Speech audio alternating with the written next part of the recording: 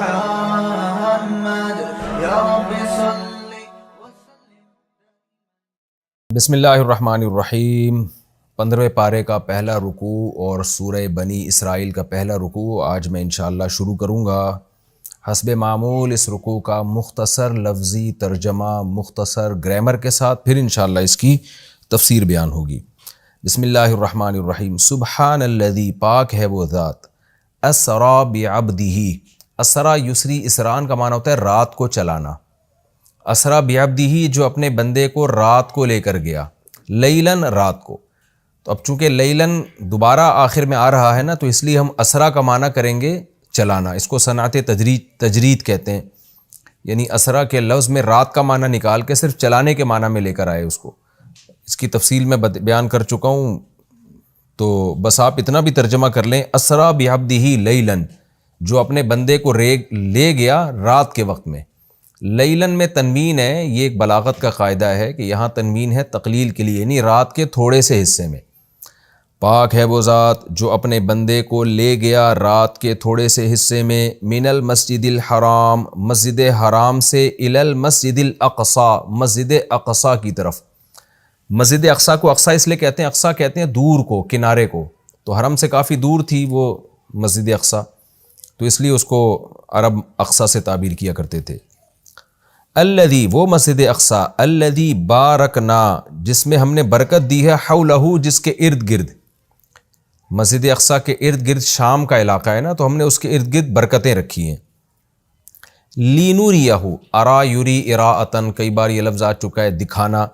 ہم کیوں لے کر گئے؟ لینوریہ، تاکہ ہم دکھائیں اس بندے کو، من آیاتنا، اپنی نشانیوں میں سے نشانیاں۔ انہ، بے شک وہ اللہ، هو السمیع، وہ سننے والا ہے، البصیر، اور دیکھنے والا ہے۔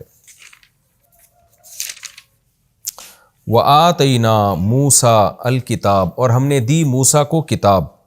وَجَعَلْنَاهُ هُدًى، اور اب بنایا ہم نے اس کتاب کو ہدایت، لبنی اسرائیل، بنی اسرائیل کے لیے۔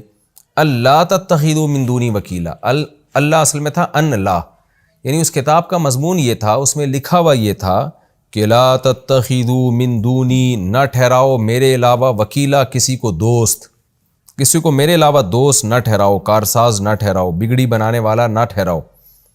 ذریۃ من حملنا، ذریۃ سے پہلے یا کا لفظ محذوف ہے، یا ذریہ، اے اولاد، من حملنا، ان لوگوں کی اولاد جن کو ہم نے اٹھایا، مع نوح، نوح کے ساتھ۔ یعنی اللہ کہہ رہے ہیں کہ میں خطاب کر رہا ہوں ان لوگوں سے جو ان لوگوں کی اولاد ہیں جن کو ہم نے نوح کے ساتھ کشتی میں سوار کیا تھا۔ تو اے ان لوگوں کی اولادوں جن کو ہم نے نوح کے ساتھ کشتی میں سوار کیا تھا، ہم تم سے کہہ رہے ہیں یہ سب باتیں کہ ہم نے بنی اسرائیل کو کتاب دی اور ہم نے ان سے کہا کہ اللہ کے سوا کسی کو دوست نہ بناؤ۔ اے ان لوگوں کی اولادوں جن کو ہم نے نوح کے ساتھ کشتی میں سوار کیا، ہم تم سے مخاطب ہیں۔ انہ کان، بے شک وہ نوح جو تھا، وہ تھا عبدن شکورا، بندہ شکر گزار۔ وقضینا الی بنی اسرائیل، اور ہم نے فیصلہ کر دیا تھا بنی اسرائیل کی طرف، یعنی بنی اسرائیل کو گویا ہم نے فیصلہ کر کے یہ بات بتا دی تھی، پچھلی آسمانی کتابوں میں لکھ دی تھی۔ وہ کیا فیصلہ تھا؟ بنی اسرائیل فی الکتاب، کتاب میں، یعنی فیصلہ صرف نہیں کیا تھا بلکہ وہ فیصلہ کتاب میں تھا، جو تورات ان کو دی گئی یا جو بھی آسمانی صحیفے تھے ان میں وہ فیصلہ تھا۔ وہ فیصلہ کیا تھا؟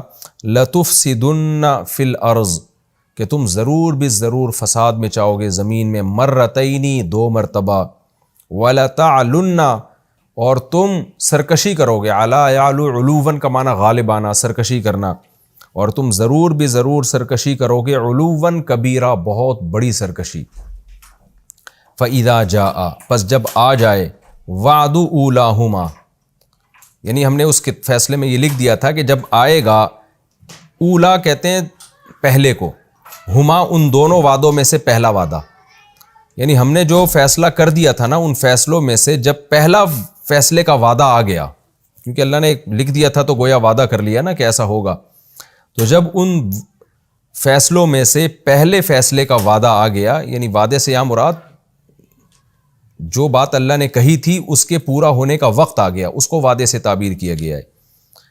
کہ جب ان دو فیصلوں میں سے پہلے فیصلے کے پورا ہونے کا وقت آ گیا تو اس کی صورت یہ ہوئی بعثنا علیکم عباد لنا، ہم نے بھیج دیے یعنی مسلط کر دیے تمہارے اوپر عباد لنا اپنے بندے، اولی باسن سخت لڑائی والے، شدیدن سخت لڑائی والے بندے ہم نے تم پر بھیج دیے یعنی تمہیں مارنے کے لیے۔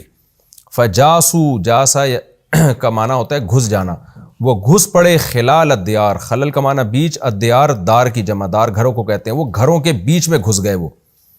وکان وعدن، اور یہ ایک ایسا وعدہ تھا، وعد سے یہاں مراد یہاں وہ وعدہ نہیں ہے جو ہم کرتے ہیں کہ آپ سے میرا پکا وعدہ کہ میں یہ کام کروں گا، یعنی فیصلہ۔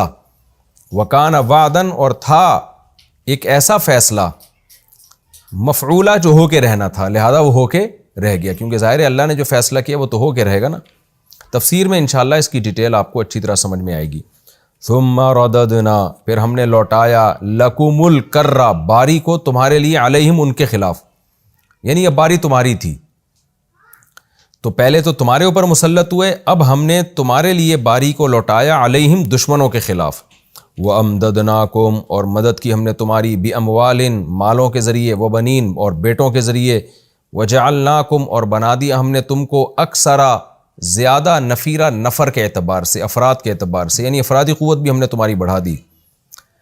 ان احسنتم، اگر تم اچھا کرو گے، احسنتم لانفسکم، تو تم اپنے ہی فائدے کے لیے اچھا کرو گے، یعنی یہ بات بھی اس فیصلے میں لکھی ہوئی تھی جو اللہ نے آسمانی کتابوں میں لکھ دیا تھا اور بنی اسرائیل کو بتا دیا تھا کہ اگر تم اچھا کرو گے تو اس کا فائدہ بھی تمہیں ہوگا۔ وَإِنْ أَسَأْتُمْ أَسَاءَ يُسِيءُ إِسَاءَةً، برا کرنا، اور اگر تم برا کرو گے فَلَهَا، تو پھر یہ اسی برائی کے لیے ہوگا، یعنی اس کا وہ بھی تمہارے خلاف، تمہارے اوپر ہی لوٹے گی وہ برائی،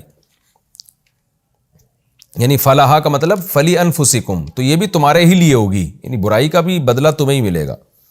فَإِذَا جَاءَ وَعْدُ الْآخِرَةِ، پس جب آ جائے گا دوسرا وعدہ، یعنی اللہ نے دو فیصلے کیے تھے نا بنی اسرائیل کے، ایک تو دو باتیں تھیں کہ تم زمین میں فساد مچاؤ گے، دو مرتبہ فساد مچاؤ گے، تو یہ دو فیصلے تھے، تو جب ایک فیصلے کا وقت آیا تو اس کا کیا ہوا کہ اللہ نے لوگ مسلط کر دیے، اور اب کیا دوسرے فیصلے کا وقت آیا جب فَإِذَا جَاءَ وَعْدُ الْآخِرَةِ، جب آخرت والا نہیں پہلے کے مقابلے میں دوسرا والا فیصلے کا وقت آیا جس کا اللہ نے وعدہ کیا ہوا تھا، کیونکہ جو چیز لکھ دی جائے تقدیر میں وہ وعدے ہی کی طرح ہوتی ہے، تو اس کا نتیجہ کیا تھا؟ لِيَسُوءُ وُجُوهَكُمْ، تاکہ وہ بگاڑ دے تمہارے چہروں کو، ساء یسوء کا معنی بگاڑنا، وجوہکم تمہارے چہرے، یعنی جس کا نتیجہ یہ نکلنا تھا کہ تمہارے چہرے بگڑنے تھے، وَلِيَدْخُلُوا الْمَسْجِدَ، اور تاکہ تمہارے دشمن گھس جائیں مسجد میں، کما دخلوہ، جیسے وہ مسجد اقصی میں گھسے تھے، اول مرتين، پہلی مرتبہ،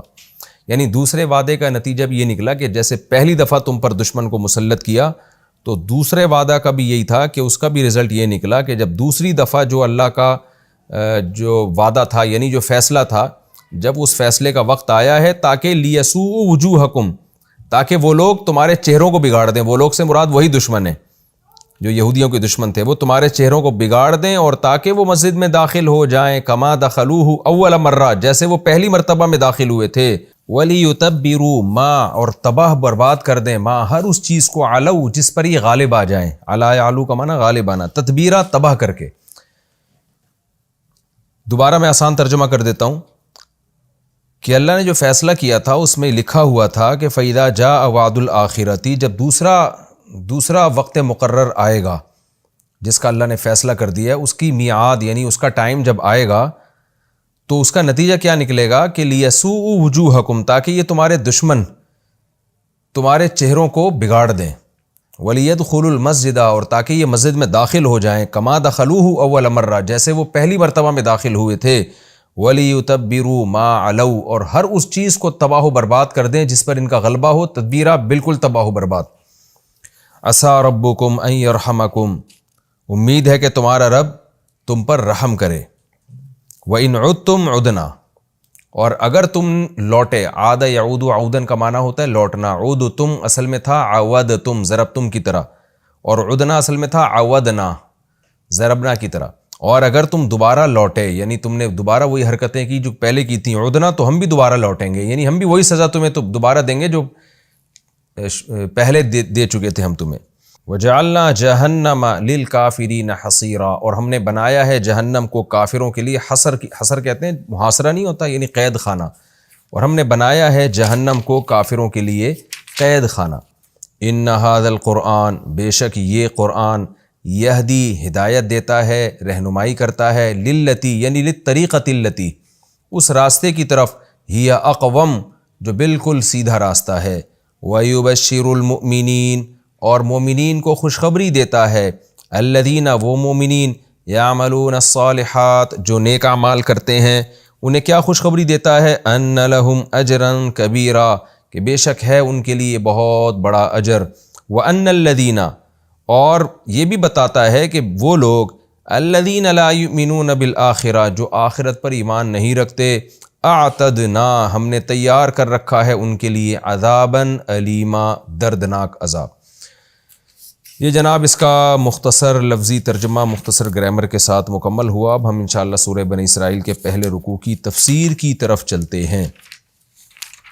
سبحان الذی اسری بعبدہ لیلا، پاک ہے وہ ذات جو اپنے بندے کو رات کے تھوڑے سے حصے میں لے گیا مسجد حرام سے مسجد اقصیٰ کی طرف، وہ مسجد اقصیٰ جس کے ارد گرد ہم نے برکتیں رکھی ہیں۔ اس میں معراج کے واقعے کا تذکرہ ہے۔ رسول اللہ صلی اللہ علیہ وسلم کو نبوت ملنے کے بعد اور ہجرت سے پہلے رات میں جبریل علیہ السلام آئے۔ احادیث میں یہ مضمون بہت واضح ہے، قرآن میں بہت اجمال ہے، ڈیٹیل نہیں ہے۔ احادیث میں بخاری مسلم کی صحیح احادیث ہیں، بہت کثیر روایات ہیں جن میں بہت ڈیٹیل کے ساتھ اللہ نے، نبی صلی اللہ علیہ وسلم نے اس مضمون کو بیان کیا، اور قرآن میں اجمالی بیان ہوا ہے۔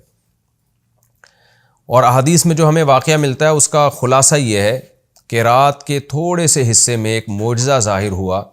اللہ تعالیٰ نے اپنے حبیب صلی اللہ علیہ وسلم کو رات کے تھوڑے سے حصے میں براق پر بٹھایا، براق جو خچر کو کہتے ہیں عربی میں، اور وہ بجلی کی تیزی کے ساتھ اس نے سفر کیا۔ مسجد حرام سے راتوں رات وہ لے کر گیا مسجد اقصیٰ۔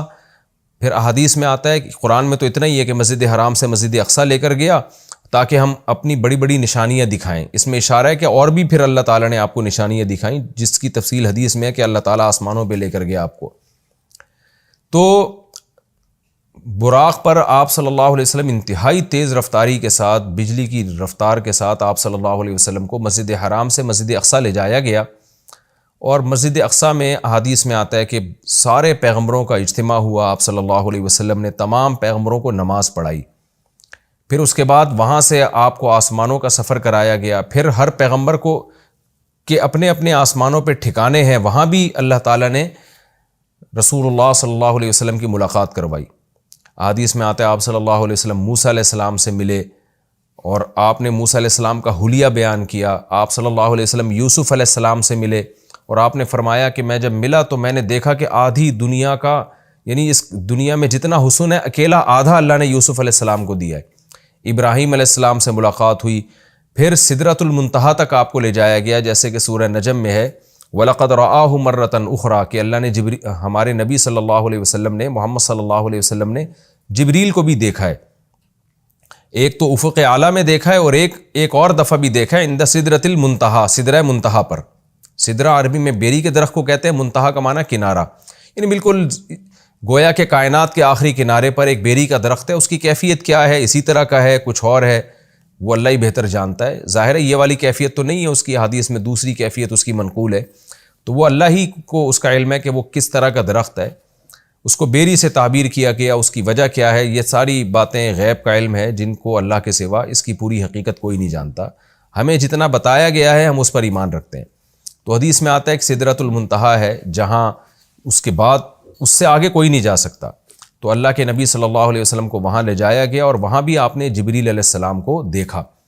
تو اس کا تذکرہ بنی اسرائیل میں نہیں ہے بلکہ سورہ نجم میں ہے۔ تو وہ زیادہ مفسرین اسی طرف گئے ہیں کہ معراج ہی کی رات یہ واقعہ ہوا ہے۔ تو اس میں بھی اشارہ ہے کہ اللہ کے نبی صلی اللہ علیہ وسلم کو 7ویں آسمان تک لے جایا گیا۔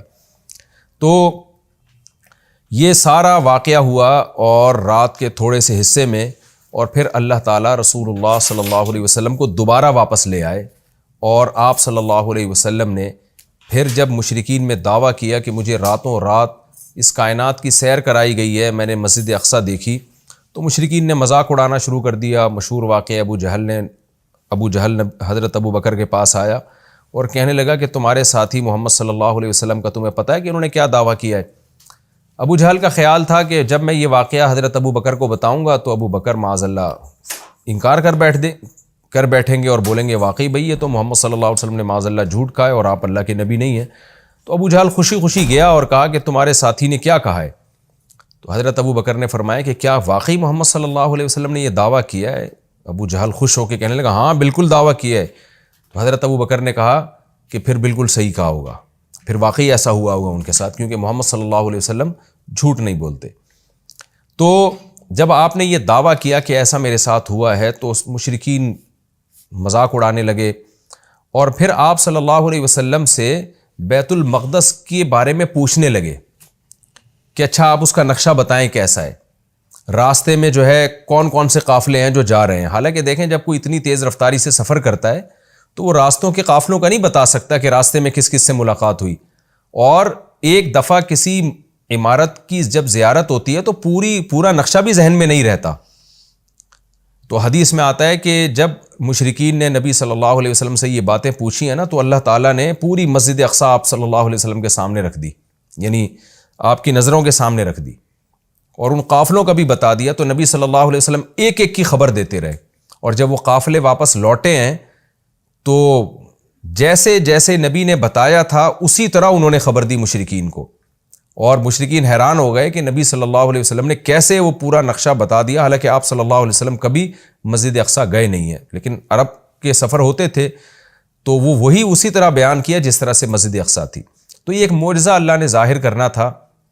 اس میں بہت ساری حکمتیں تھیں اور اس میں بہت سارے مضامین ہیں. سب سے پہلا سوال اس میں عام طور پر کیا جاتا ہے کہ اللہ کے حبیب صلی اللہ علیہ وسلم نے اللہ کی زیارت معراج کی رات کی یا نہیں کی. اس بارے میں دونوں طرف روایات ہیں، کوئی مضبوط بات ہمیں اس بارے میں ملتی نہیں ہے کہ زیارت ہوئی یا جن احادیث میں آتا ہے کہ زیارت کی وہ قابل تعویل ہیں اور بعض روایتوں میں صراحتاً نفی ہے.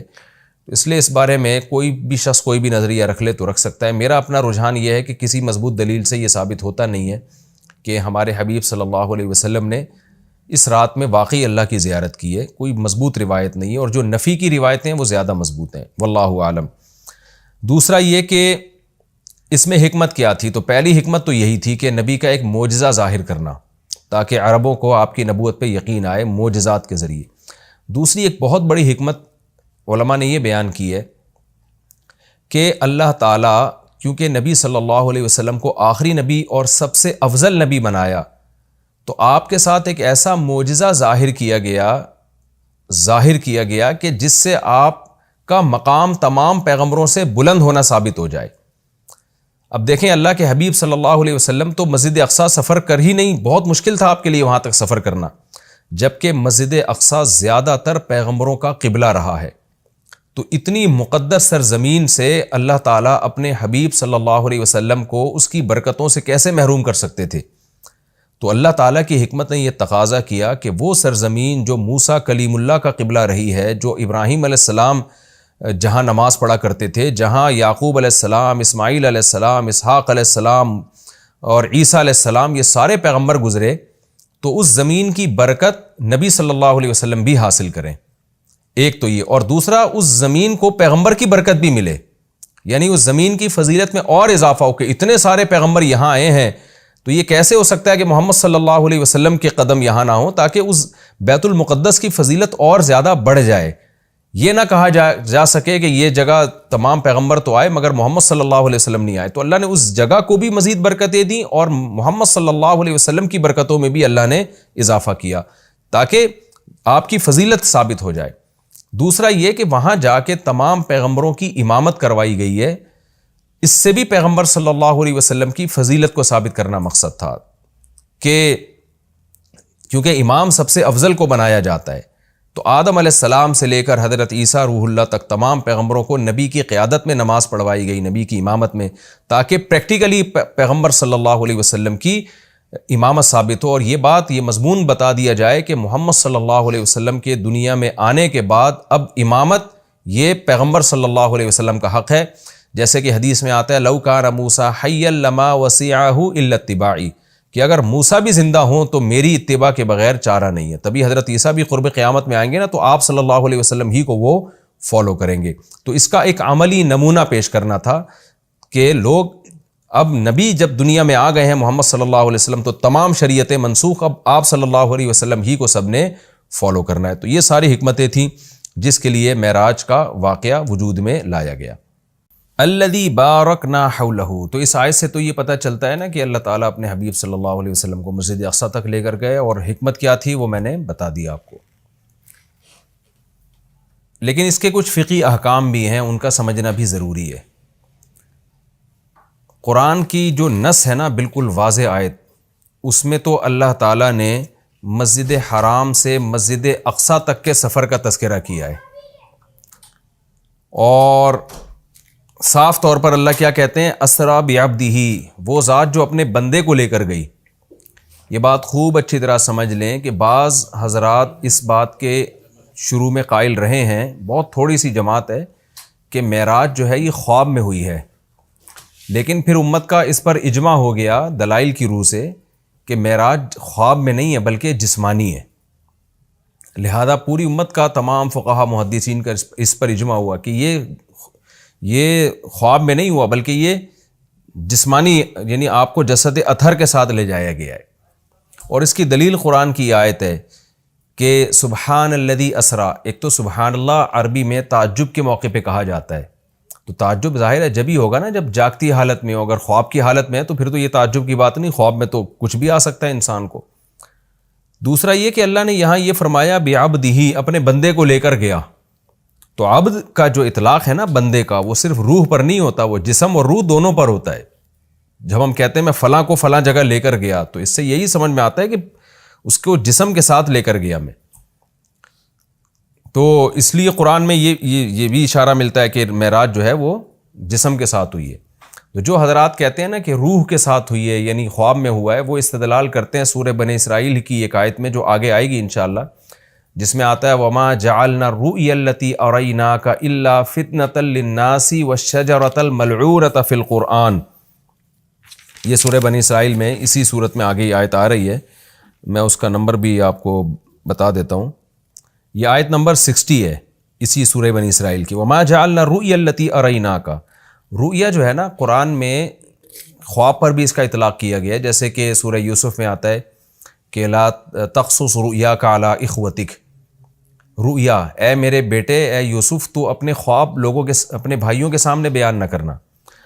تو رؤیا کا اطلاق چونکہ خواب پر بھی ہوتا ہے، لہذا بعض لوگوں نے یہ کہا کہ قرآن کہہ رہا ہے وما جعلنا الرؤیا التي اریناک، اے نبی جو رؤیا ہم نے آپ کو دکھایا وہ ہم نے لوگوں کی آزمائش کے لیے دکھایا ہے. تو اس سے بعض لوگوں نے استدلال کیا ہے اس زمانے کے اسکالرز نے کہ دیکھیں قرآن تو رؤیا کہہ رہا ہے، رؤیا تو خواب کو کہتے ہیں، تو اس سے پتہ چلتا ہے کہ جو معراج تھا، معراج کا واقعہ ہوا ہے یہ خواب میں ہوا ہے، یہ جاگتی حالت میں نہیں ہوا. لیکن خوب سمجھ لیں عربی میں جو رؤیا کا لفظ ہے یہ منظر کے معنی میں استعمال ہوتا ہے. منظر، سین جسے انگلش میں کہتے ہیں سین، رؤیا کا رؤیت سے نکلا ہے دیکھنا، وہ چیز جو دیکھی جائے. تو خواب بھی چونکہ ایک سین ہوتا ہے، منظر ہوتا ہے، اس لیے اس کو رؤیا کہا جاتا ہے. یہ مطلب نہیں ہے کہ ہمیشہ رؤیا کا اطلاق خواب پر ہی ہوگا. اور اس کی دلیل اسی آیت میں موجود ہے. قرآن کیا کہہ رہا ہے، ہم نے جو آپ کو منظر دکھایا وہ اس لیے دکھایا تاکہ لوگوں کی آزمائش کا ذریعہ بنے. آزمائش جب ہی ہوگی نا جب کچھ اس کو مانیں گے، جب کچھ انکار کریں گے. اگر یہ خواب ہوتا تو پھر آزمائش تھوڑی ہوتی، پھر تو مشرکین بھی کہہ لیتے بھائی خواب تو کچھ بھی آ سکتا ہے. اور آگے قرآن کیا کہہ رہا ہے وَالشَّجَرَةَ الْمَلْعُونَةَ فِي الْقُرْآنِ. اسی طرح وہ درخت جو ملعون درخت ہے جس کو شجرہ زقوم کہا گیا ہے، وہ بھی ہم نے ایک لوگوں کے لیے آزمائش بنایا ہے. کیونکہ جب مشرکین مکہ کو بتایا گیا کہ کڑوا درخت ہے جہنم میں، تو فوراً انہوں نے کہا کہ درخت تو آگ میں اگ ہی نہیں سکتا، یہ تو پاسبل ہی نہیں ہے. تو اللہ نے اس کا جواب دیا کہ وہ جہنم کی جڑ، اس کی جو جڑیں ہیں وہ جہنم کی تہ میں ہیں. اور پھر اللہ نے بتایا کہ ہم نے وہ درخت اس لیے پیدا کیا ہے تاکہ یہ جو لوگ ہیں، جو مادہ پرست لوگ ہیں، یہ خدا کی قدرت کا انکار کریں، اور یہ انکار کریں کہ کہیں کہ درخت آگ میں نہیں پیدا ہو سکتا، جبکہ اللہ تو سب کچھ کر سکتا ہے. تو اب دیکھیں قرآن کیا کہہ رہا ہے کہ ہم نے جو ملعون درخت ہے وہ بھی لوگوں کے لیے فتنہ بنایا. کیا مطلب؟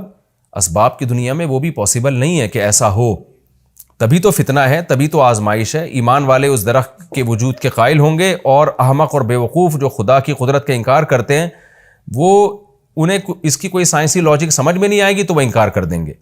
تو اب قرآن نے معراج کے واقعے کو اور جو زقوم کا درخت ہے آیت نمبر 60 سورہ بنی اسرائیل کی آیت نمبر 60 جی ہاں اس صورت میں ایک ہی مقام پہ بیان کیا ہے. تو کیا مطلب دونوں کا وقوع اس کی کوئی لاجک بنتی نہیں ہے, دونوں سیم ہیں. یعنی معراج کا واقعہ اور جہنم میں درخت کا پیدا ہونا یہ دونوں عقل سے بالاتر چیزیں ہیں. لہذا جو خدائی قدرت کے قائل ہیں وہ اس کا اقرار کریں گے, جو خدائی قدرت کے قائل نہیں ہیں وہ ان دونوں واقعات کا انکار کر دیں گے. تو اس سے بھی پتہ چلتا ہے کہ معراج جسم کے ساتھ ہوئی ہے, کیونکہ اگر اس کو خواب میں مان لیا جائے تو پھر یہ اس کی کوئی سائنسی دلیل دینے کی ہمیں ضرورت نہیں رہتی, کیونکہ خواب میں انسان کچھ بھی کر سکتا ہے, سب کچھ ہو سکتا ہے خواب میں اس کے ساتھ. تو یہ واضح قرائن ہے اس بات کے کہ خواب یہ جو معراج ہوئی ہے رسول اللہ صلی اللہ علیہ وسلم کو یہ جسد اطہر کے ساتھ ہوئی ہے. یہ صرف روح کو آسمان میں نہیں لے جایا گیا اور صرف جو ہے خواب میں یہ کام نہیں ہوا, بلکہ جسد اطہر کے ساتھ یہ کام ہوا ہے. اور حضرت عائشہ رضی اللہ تعالی عنہ سے ایک روایت ہے جس میں آتا ہے کہ رسول اللہ صلی اللہ علیہ وسلم کا جسد اطہر ما فقیدہ, اس طرح کے الفاظ ہیں, صحیح حدیث ہے کہ وہ گم نہیں پایا گیا. تو بعض لوگوں نے اس سے استدلال کیا کہ امی عائشہ کو یہ دعویٰ کر رہی ہیں کہ نبی صلی اللہ علیہ وسلم کا جسد وہ گم نہیں پایا گیا, لہذا جسد وہیں تھا اور روح کو معراج ہوئی ہے. تو یہ خوب سمجھ لیں حضرت عائشہ کے کلام کا یہ مفہوم نہیں ہے. حضرت عائشہ کے کلام کا وہی مفہوم لیا جائے گا نا دیگر احادیث سے ثابت ہوتا ہے. تو مطلب یہ ہے کہ اتنی تھوڑی دیر کے لیے وہ جسم بستر سے غائب ہوا ہے کہ گم نہیں پایا گیا, یعنی کسی نے آپ کو تلاش کرنے کی کوشش نہیں کی. ورنہ اتنا بڑا واقعہ ہو کہ آپ مسجد اقصیٰ میں جا رہے ہیں اور ساتوں آسمانوں کی آپ کو سیر کرائی جا رہی ہے, تو اشکال ہوتا ہے نا کہ پھر تو جسم آپ کا غائب ہونا چاہیے تھا. لوگ تلاش کرتے کہ بھئی رسول اللہ صلی اللہ علیہ وسلم تو یہاں تھے, اب گئے کہاں اتنے ٹائم کے لیے. تو اتنا تھوڑے عرصے میں یہ آنن فانن بجلی کی رفتار کے ساتھ ہوا ہے کہ رسول اللہ صلی اللہ علیہ وسلم کو تلاش کرنے کی کوشش نہیں کی گئی. ایک سیکنڈ کے بھی ہو سکتا ہے, ہزارویں حصے کے اندر یہ کام ہوا. اب رہا یہ مسئلہ کہ یہ کام سیکنڈ کے ہزارویں حصے میں ہو کیسے گیا. جب اتنے واقعات ہوئے, مسجد اقصیٰ میں آپ گئے, اتنا لمبا سفر, پھر وہاں اپنے پیغمبروں کو نماز پڑھائی, پھر وہاں سے آپ کو آسمانوں کی سیر کرائی گئی, مختلف آسمانوں پہ دوبارہ سے مختلف پیغمبروں سے ملاقات ہوئی, اور یہ سارا واقعہ ہونے کے بعد دوبارہ براق پہ بجلی کی رفتار کے ساتھ آپ کو لایا گیا, اور پھر آسمان میں آکسیجن کہاں تھی, اور ایک تیز اتنی اسپیڈ کے ساتھ چلے گی وہ تو ہوا میں رگڑ کھا کے جو ہے ہلاک ہو جائے گی جیسے کہ وہ خچر تھا یا جو براق تھا. تو یہ ساری چیزیں کیسے ممکن ہیں؟ تو ان تمام باتوں کا جواب اللہ نے سبحان الذی میں دے دیا کہ سبحان الذی وہ ذات ہر عیب سے پاک ہے جس نے یہ کام کیا. کیا مطلب؟ یہ انسانوں کے لیے ناممکن ہے, اللہ کے لیے ناممکن نہیں ہے, کیونکہ اللہ تعالیٰ عیب سے پاک ہے, اور عاجز ہونا, کسی کام کو نہ کر سکنا یہ بھی ایک عیب ہے. تو یہ عیب انسانوں میں پایا جاتا ہے, یہ اللہ میں نہیں پایا جاتا. اسی لیے بار بار یہ بات کہی جاتی ہے کہ معجزہ یا کرامت یہ اللہ کی قدرت کی دلیل ہوتی ہے, یہ پیغمبر کی یا انسانوں کی قدرت کی دلیل نہیں ہوتی, یا بزرگوں کی قدرت کی دلیل نہیں ہوتی, یہ اللہ کی قدرت کی دلیل ہے. تو اللہ سب کچھ کر سکتا ہے. اور اس میں ایک علمی نقطہ مفسرین نے بہت زبردست بھی بیان کیا کہ دیکھیں اللہ نے محمد صلی اللہ علیہ وسلم کے لیے عبد کا لفظ استعمال کیا اور اپنے لیے سبحان اللہ کا لفظ استعمال کیا. یعنی یہ بتا دیا کہ معراج کا واقعہ جو وقوع میں آیا ہے اس سے محمد صلی اللہ علیہ وسلم کا عبد ہونا اس میں کمی نہیں ہوئی, بلکہ آپ تو اللہ کے غلام ہیں, عبد ہیں. تو یہ آپ کی طاقت اور قدرت کی دلیل نہیں ہے, کیونکہ آپ تو غلام ہیں, عبد ہیں, سارے انسان اللہ کے عبد ہیں. تو یہ اللہ کی قدرت کی دلیل ہے. تو یہ بھی ایک اہم پوائنٹ کی بات ہے کہ اس میں کوئی شرک نہ کرنا شروع کر دے اور یوں نہ کہے کہ محمد صلی اللہ علیہ وسلم اتنے طاقتور ہیں کہ رات کے تھوڑے سے حصے میں وہ بیت المقدس بھی چلے گئے اور ساتوں آسمانوں کی سیر بھی کر کے آ گئے, تو کوئی محمد صلی اللہ علیہ وسلم کی عبادت نہ شروع کر دے. تو اس لیے اللہ نے بتا دیا کہ بھائی یہ سبحان اللہ, اللہ ہر عیب سے پاک ہے, محمد صلی اللہ علیہ وسلم تو عبد ہیں, عبد ہی رہیں گے. اللہ نے آپ کو عبد بنایا, تو عبد کی عبادت نہیں ہوتی, عبادت معبود کی ہوتی ہے. اب میں آگے چلتا ہوں. میں نے مختصر معراج کا واقعہ بیان کیا, باقی معراج کس رات کو ہوئی خوب سمجھ لیں, اس بارے میں کوئی مستند روایت موجود نہیں ہے. یعنی اس کی اسپیسیفک تاریخ کہ کس تاریخ کو یہ واقعہ وجود میں آئے, 27 رجب لوگوں نے خود گڑی ہوئی ہے, اس پر کوئی صحیح حدیث موجود نہیں ہے. تو ہمیں بس اتنا ایمان ہے کہ معراج کا واقعہ ہوا ہے. اچھا, نبی صلی اللہ علیہ وسلم کے مسجد حرام سے مسجد اقصیٰ تک جانے کے عمل کو اسراء کہا جاتا ہے، اور مسجد اقصیٰ سے ساتویں آسمان تک جانے کے عمل کو معراج کہا جاتا ہے۔ یہ بھی ایک ٹرم خوب اچھی طرح سے آپ سمجھ لیں۔ تو اسراء کا عمل اور معراج کا عمل، اور علماء نے یہ کہا ہے، یہ مسئلہ بیان کیا ہے کہ جو مسجد اقصیٰ تک جانے کا بھی انکار کرے گا وہ کافر ہو جائے گا، کیونکہ قرآن کی صریح آیت موجود ہے۔ اور جو آسمانوں پہ جانے کا انکار کرے گا تو اگر وہ کوئی تعویل کر رہا ہے احادیث کی یا خبر واحد ہونے کی وجہ سے تو وہ گمراہ ہوگا، کافر نہیں ہوگا۔ لیکن جو ضد اور ہٹ دھرمی میں انکار کر رہا ہے صرف نبی صلی اللہ علیہ وسلم کی بات کو غلط قرار دے کر، تو پھر وہ بھی کافر ہو جائے گا۔ تو اس لیے معراج کا یعنی مسجد حرام سے مسجد اقصیٰ تک جانے کا تو قرآن میں چونکہ صراحتاً ذکر ہے، اس کا انکار تو بالکل قرآن کا انکار کہلائے گا۔ اور جو احادیث کا انکار کرتا ہے تو اگر کوئی تعویل کرتا ہے تو گمراہ کہلائے گا، تعویل نہیں کرتا تو پھر وہ بھی کافر کہلائے گا۔ آگے اللہ فرماتے ہیں الذی بارکنا حولہ، اس مسجد اقصیٰ جس کے ارد گرد ہم نے برکتیں رکھی ہیں۔ ارد گرد چونکہ سرزمین شام ہے تو اس میں اللہ نے برکتیں رکھیں، دنیاوی برکتیں بھی رکھی ہیں اور روحانی برکتیں بھی۔ روحانی برکتیں یہ ہیں کہ جتنے پیغمبر اس سرزمین میں آئے کسی دوسری زمین میں نہیں آئے، اور جتنے پیغمبروں کی وہاں قبریں ہیں سرزمین شام میں اور بیت المقدس میں، اتنی قبریں پیغمبروں کی کہیں نہیں ہیں، کسی اور جگہ پہ اتنی قبریں نہیں ہیں۔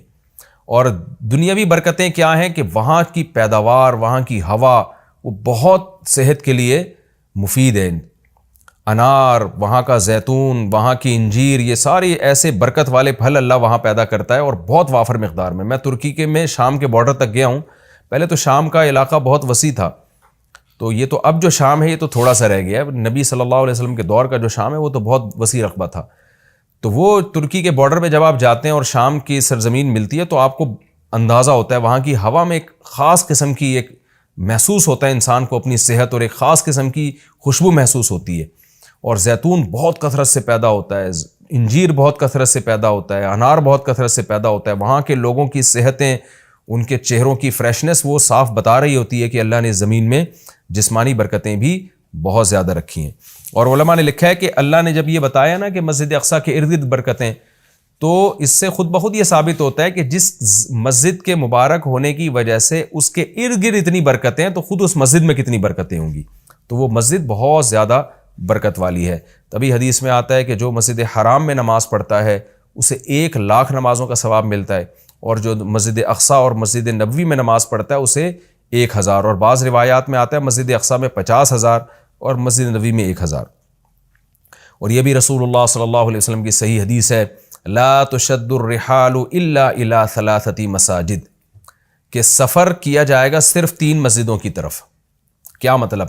وہ سفر جو بنیت عبادت ہو، بنیت عبادت یعنی 3 مسجدیں ایسی ہیں جن کی طرف سفر کر کے ان مسجدوں کی زیارت کرنا ہی عبادت ہے۔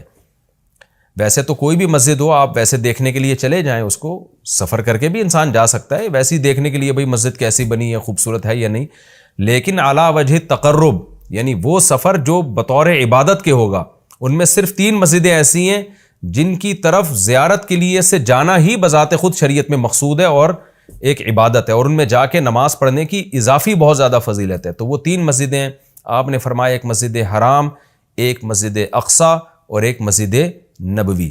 تبھی مسلمان جب تک مسجد اقصیٰ آزاد نہیں تھی تو مسلمان مسجد اقصیٰ بھی سفر کر کے جایا کرتے تھے، مسجد حرام بھی، اور مسجد نبوی تک تو الحمدللہ اب بھی جاتے ہیں۔ اور اللہ سے ہم دعا کرتے ہیں کہ اللہ تعالیٰ مسجد اقصیٰ کو دوبارہ آزاد کرائے تاکہ ہمیں بھی وہاں جا کے نماز نصیب ہو اور مسجد اقصیٰ کی ہمیں بھی زیارت نصیب ہو۔ یہ ہر مسلمان کی تمنا ہے، اور بہت سے لوگوں کو اللہ نے یہ توفیق دی ہے، وہاں جاتے ہیں، اور بہت سے لوگ اس زیارت سے محروم ہیں۔ تو ہم یہ دعا کرتے ہیں کہ اللہ تعالیٰ وہ مبارک مسجد جس کی طرف اللہ اپنے حبیب صلی اللہ علیہ وسلم کو معجزاتی طور پر لے کر گیا، اور خاص طور پر ہمارے حبیب صلی اللہ علیہ وسلم کو وہاں نماز پڑھوائی گئی معجزاتی طور پر، تو اللہ ہمیں بھی اس مقدس سرزمین کی زیارت کی توفیق نصیب فرمائے اور ہمارے لیے آسان فرمائے۔ آگے اللہ فرماتے ہیں لِنُرِيَهُ مِنْ آیاتنا، ہم نے یہ سفر اس لیے کرایا تاکہ ہم محمد صلی اللہ علیہ وسلم کو اپنی نشانیوں میں سے کچھ نشانیاں دکھائیں۔ وہ نشانیاں یہی ہیں کہ جو معراج کی رات آپ کو دکھائی گئیں، پیغمبروں کی زیارت کروائی گئی، جنت جہنم دکھائی گئی، تو یہ ساری بڑی بڑی نشانیاں تھیں۔ خود معراج خود ایک بڑی نشانی ہے۔ إِنَّهُ هُوَ السَّمِيعُ الْبَصِيرُ، اللہ تعالیٰ خوب سننے والا اور دیکھنے والا ہے. یعنی انسان تو محتاج ہے کہ جب تک اسے سنایا نہ جائے وہ سن نہیں سکتا، دکھایا نہ جائے وہ دیکھ نہیں سکتا. تو پیغمبر صلی اللہ علیہ وسلم بھی خود سے نشانیاں نہیں دیکھ سکتے، اللہ نے دکھائیں، اللہ نے سنائی. لیکن اللہ وہ ذات ہے جو سمیع بھی ہے اور بصیر بھی، اسے وہ ہر وقت ہر چیز کو دیکھ بھی رہا ہے اور ہر وقت ہر چیز کو سن بھی رہا ہے. آگے اللہ تعالیٰ ارشاد فرماتے ہیں وَآتَيْنَا مُوسَى الْكِتاب. یہ پیغمبروں کا سلسلہ نیا نہیں ہے، پرانا ہے.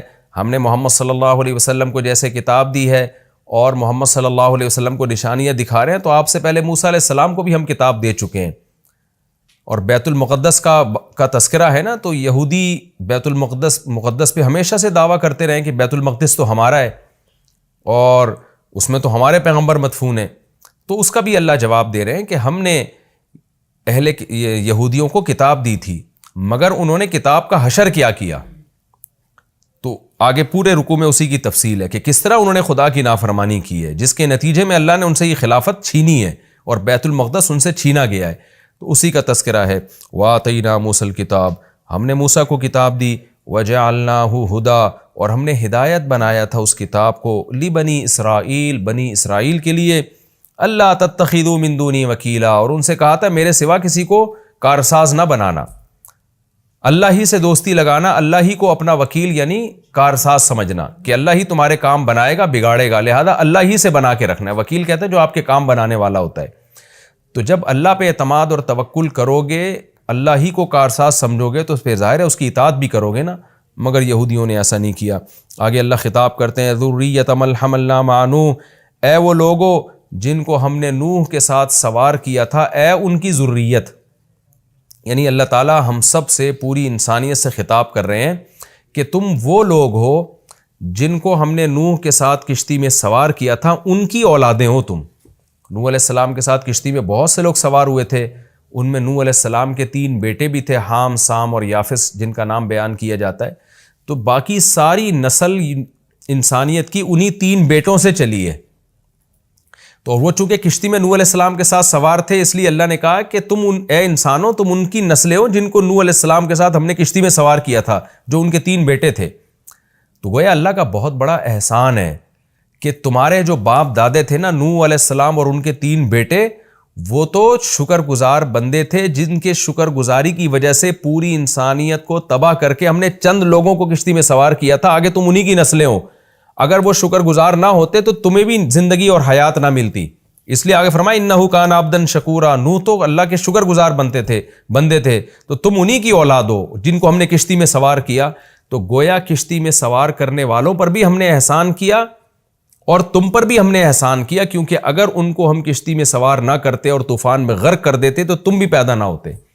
تو اللہ تعالیٰ ہمیں ترغیب دے رہے ہیں کہ تمہارے باپ شکر گزار تھے جن کی وجہ سے ان کو اور ان کے بیٹوں کو میں نے کشتی میں سوار کر کے بچایا، تو انہی کی وجہ سے میں نے تمہیں بھی بچایا. تو اے ان لوگوں کی ذریت، اے ان لوگوں کی نسلوں جن کو میں نے نوح کے ساتھ کشتی میں سوار کیا تھا، نوح شکر گزار آدمی تھے. تو کیا مطلب؟ تم بھی میری ان آیات کو غور سے سنو اور تم بھی شکر گزار بنو.